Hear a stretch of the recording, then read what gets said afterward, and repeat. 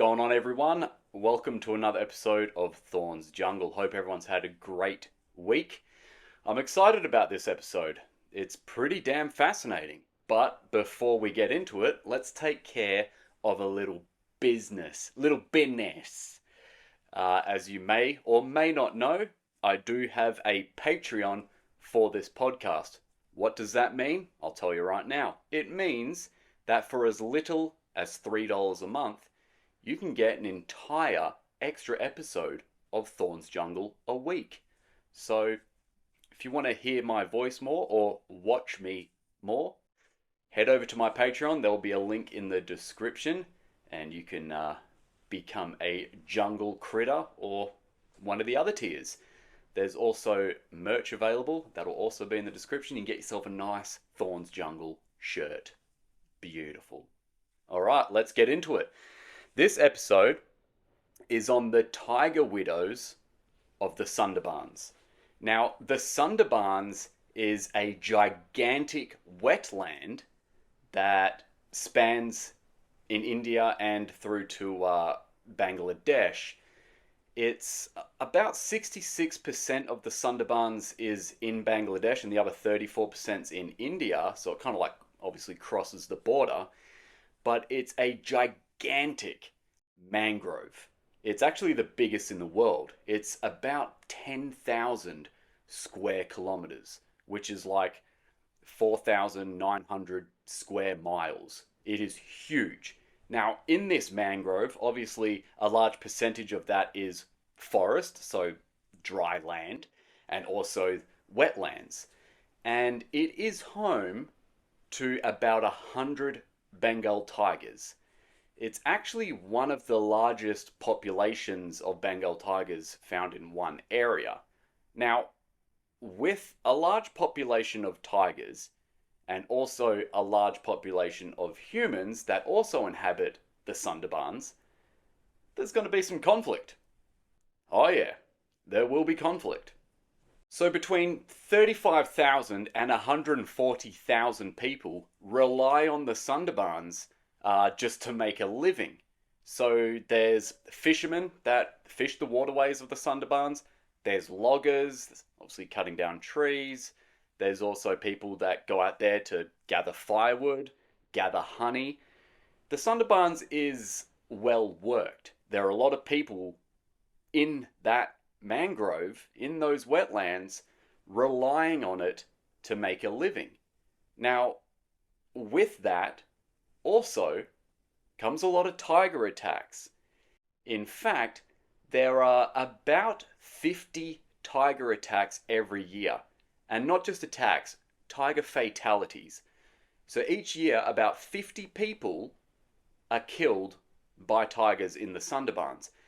And they actually estimate that it's probably double that because a lot of these tiger attacks go unreported. You're in a very remote area. A tiger attack is kind of just a way of life. If somebody gets taken by a tiger, it's obviously sad. It is a big deal for them. But what can you do? Why venture into the city to officially report it? And that actually does become a problem later on, as we'll get into. So if you look at the tigers and the amount of people that are attacked each year, you can gather, and scientists have done this, they've studied it and come up with this number, that about 3% of the Sundarbans tigers' diet is human. Now, 3% may not sound like a lot, but it translates to about one person is killed by each tiger each year.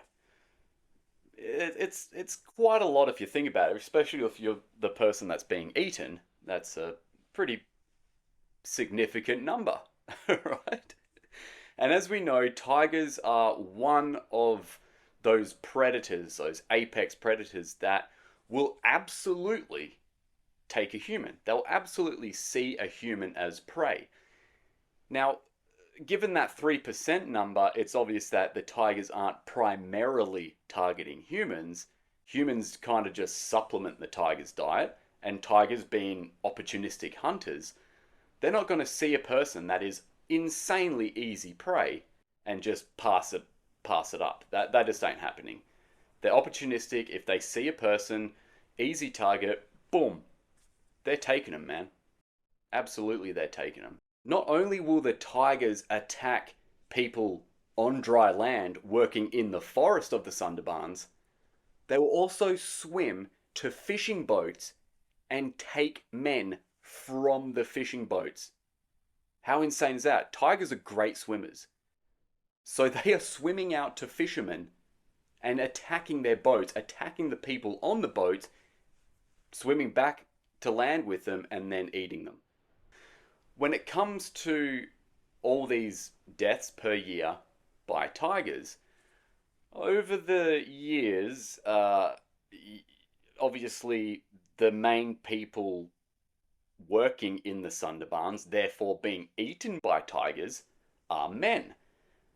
Now, in these parts of India and Bangladesh, it's the men going out fishing, it's the men going down, cutting down trees for firewood, it's the men hunting, it's the men climbing trees to gather the honey.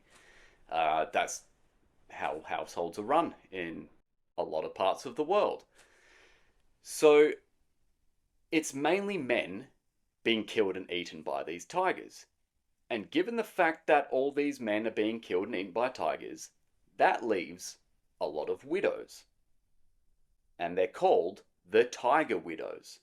So across the Sundarbans, across the entire wetland, the entire mangrove forest, there is, on any given day, roughly 3,000 of these tiger widows. So 3,000 of these women have had their husbands killed by tigers.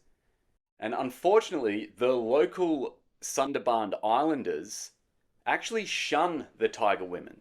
They've given them the name Swami Kejos, which in Bangladeshi translates to husband eater. Now, there is a bit of confusion with that name because it does imply that it's the women that have eaten the husband. You know, that's happened in the past where a woman has murdered her husband and served him up as curry to her kids, but not in this case. So I don't really know why that translates, because they're not getting shunned or accused of eating their husbands, but they do get shunned as being kind of like bad luck, a bad omen, these tiger widows. There is a religious text that is both worshipped by Muslim and Hindu, and it's called the Miracles of Bon Bibi. And it's a ancient, well, I don't know how ancient it is, but it's an old religious text. And written in this text is anybody that stole from the forest out of greed will be persecuted by the guardian spirits of the forest and will not be saved if they are attacked by a tiger. Now, you can look at it in this context that, you know, people taking more from the forest that is enough to feed themselves will be persecuted by these forest spirit guardians. And if there is a tiger attack, there'll be no miraculous or divine intervention. They will just be taken and killed by the tiger. And you can look at that and go, okay, if the men are going out there and doing this, then it's kind of a justified thing that they have been eaten by tigers. But no, the people that follow this scripture and the locals, obviously men, actually blame the women for this. They don't blame the men, and they actually say that this is how they interpret this, is that the men haven't been stern enough to their wives, and the wives haven't been, I guess, obedient enough, and therefore the men that get killed and eaten by the tigers is out of sins from the wife. So the wife gets the total blame for this, not the men taking from the forest, which is how I would read that scripture is, you know, these men are taking more than they need to survive, therefore the forest guardian isn't protecting them.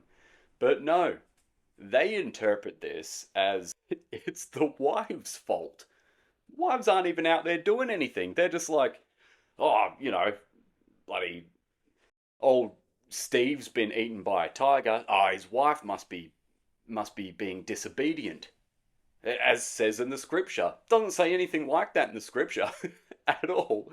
But I guess that's the thing with, religious scripture. You can take it completely out of context and terrible things happen, or you can take it literally and it's just that's the I guess the downfall of human is that we interpret things the way we want to, and we interpret things the way that benefit us. And obviously, in this case, no blame goes to the bloke. It's all it's all placed on the wife. And the thing is, when these women are shunned because they are tiger widows, not only are they blamed for the death of their husband, but they're often kicked out of their own house by the in laws. And the law there is that if you are a tiger widow, you can be, you have no claim to your house. That's all up to the in laws now, and often they kick these women out. But also, if you have a boy, so if you have a son, the in laws have claim over him as well. So not only do these tiger widows lose their house, but they also lose their son if they have one. Again, you know, is no does nobody want the daughter? And that does come into play because the way they see it is the men can work the land, they can make money, whereas the women can't. So you can have the daughter, but we're having the son. So yeah, it is very, they are obviously stuck in their old ways in that part of the world, unfortunately. And now you've got a woman that's just lost her husband, potentially just lost her son and her house, but also nobody wants her to work for them. So the fishermen don't want her to work for them. She can't get a job. She can't get a job doing anything basically land based, helping with wood or anything like that, because they now see her as a bad omen, as bad luck. So what happens is these tiger widows seek refuge in certain villages. One of the villages is called Baroda Para, and it is pretty much an entire village consisting of tiger widows. It's like the only place they can get refuge is amongst other tiger widows. And at any given point, there being 3,000 of them, that is a lot of tiger widows. And they have to rely on basically surviving for themselves, which is trying to work the land. A lot of them are starving. It's pretty damn rough. Like they're also not even allowed to go to the husband's funeral because by the authorities ban them from practicing anything spiritual because they're also seen as either being a witch or a devil. So they're not allowed under the authorities to practice anything spiritual, which includes attending their husband's funeral. So, how messed up is that? Like, wouldn't you be telling old Steve, your husband, going, mate, let's find another way to make a living? Which unfortunately isn't really an option in that part of the world. It's either you're a fisherman, you're a woodsman, you're something working off the land there or the rivers, or you're not making money and not making a living. Because realistically, the threat of having an encounter with a tiger, it's not super high, but it's high enough to where, a lot of people are being taken a year. If you were to look at sharks in that same context, sharks don't take anywhere near the same amount of people as tigers do in this one part of the area. Now, this 50 to 100 people a year isn't worldwide. This is just the Sundarbans. This is just that 10,000 square kilometer bit of mangrove. Like, that is a lot of people being taken by tigers. And obviously leaves a lot of tiger widows. 3,000, which is crazy. So there are villages that you can go to in the Sundarbans that are just tiger widow villages, that are just these poor women that have just like been completely ruined because their husbands were killed by tigers. Now, luckily, the government is doing something about it. So there is a 500,000 rupee uh, subsidy to widows whose husbands have been killed by wild animals. So that's about $6,000 US. That is amazing. That is a hell of a lot of money for these people in this part of the world. Like, that's a stupidly high amount. Obviously, it's not going to bring your husband back, or your household's been completely ruined. But it is something. But now there is always a but when it comes to getting free money from the government. And here it is. The government has made it almost impossible for these women to get this payment. The government requires all these documents that in that part of the world, documents don't keep well if you even have them. They're hard to get because you have to go into cities, you have to print things off, you have to have internet, you have to have all these uh, modern day things to be able to gather these documents. But the worst thing is that in order to get this payment from the government, these women need to provide a post-mortem report. So from the coroner, they need to have a report filled in as to exactly how this man died and if it is consistent with an animal attack, therefore getting the payment. The problem here is that the majority of the bodies from these tiger attacks are never found. A tiger takes somebody and disappears, eats them, and nothing is found. So they cannot get this post-mortem report from the coroner because there was no body to report on. And this happens in most cases. So even if you have all the documentation, all the and also these men need to have had permits to be able to work in that forest, which, a lot of the times they don't have because it's very expensive. But even if they do have all of this, you will not get that payment unless there is a post-mortem report on a body that will probably never be found. So how much does that suck? That's a good gesture from the government, but they have made it impossible for these women to even get that payment. So it may as well not even exist. It's very, very sad. And what can you do about it? Nobody knows that this stuff even really goes on. So there's no people out there protesting or anything like that. It is such a isolated area, which also spans into two different countries that are going to have two different laws, and it's just a very complicated situation. So there are a few theories floating around as to why there are so many tiger attacks on humans in the Sundarbans.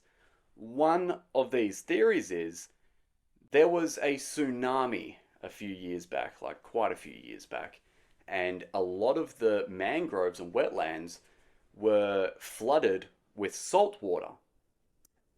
And the theory is that the tigers that are used to drinking fresh water from the wetlands, obviously further in the wetlands, are now drinking fresh water that has a higher amount of salinity in it, so more salt water.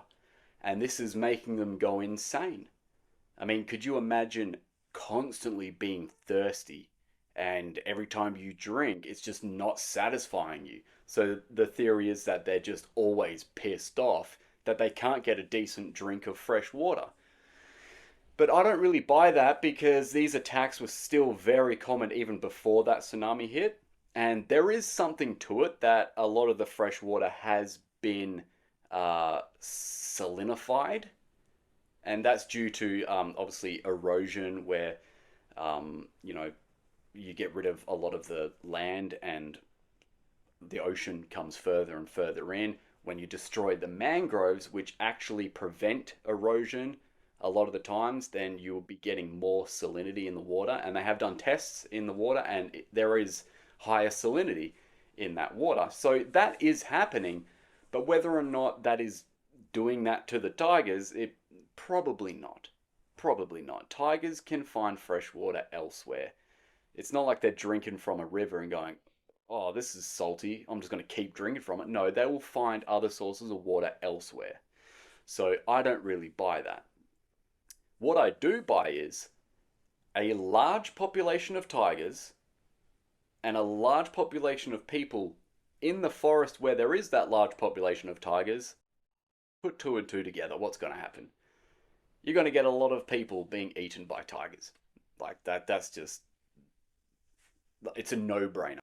Okay, you can blame everything you want to, but in actual fact, it's human encroachment into tiger habitat. There is going to be chaos. There is going to be a high amounts of tiger attacks. Hell, even in national parks in India that people don't really live and not many people are allowed to work the land there, there are still tiger attacks. And that is in a protected area where people don't rely on that area to make a living from. You go to the Sundarbans and you have, 140,000 people in that wetlands, in that mangrove, working it, baby. You're gonna have a bad time with tigers, and you can't blame the tigers. They're doing exactly what a tiger is supposed to do, and that is take any opportunity to find a meal, whether that be a samba deer, a chital deer, or a man. It's of no difference to a tiger. I'm sure a tiger would prefer to take a samba deer or a chital uh, than a man, because men are bony and, you know. But still, it's meat. Meat's meat. There are no differences between the meat of a man and the meat of a deer. I would know. No, I haven't ate a man. Only a woman. Nah. But yeah. So that is the plight of the tiger widows of the Sundarbans. Not a happy story. So, basically the lesson we've learned today is women, don't marry men in the Sundarbans that work the land frequently, because you may end up as a tiger widow. Alrighty, that is the episode for this week. If you want to hear more, head over to my Patreon and you can get a whole extra episode. But in the meantime, have a great rest of your week, and I'll see you on the next episode of Thorn's Jungle. Take care, everyone.